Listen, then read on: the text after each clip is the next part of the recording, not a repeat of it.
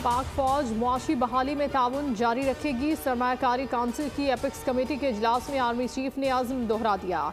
निगरान वजीर आज़म की ज़ेर सदारत इजलास में खसारे का शिकार इदारों की निजकारी, तेल और गैस के शोबे में सरमायाकारी के मंसूबों का जायजा। वजारतों ने पेशरफ्त रिपोर्ट पेश की, जिस पर कमेटी ने इत्मीनान का इजहार किया।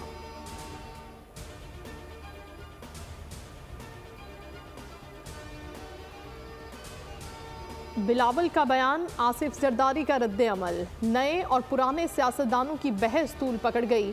इंटरव्यू के कुछ घंटे बाद बिलावल भुट्टो जरदारी दुबई पहुंच गए। आसिफ जरदारी ने भी दुबई की तैयारी पकड़ ली। बिलावल ने एक्स पर प्रोफाइल पिक्चर भी तब्दील कर दी। नई तस्वीर में बेनजीर भुट्टो का बेटे के कंधों पर हाथ और चेहरे पर मुस्कुराहट।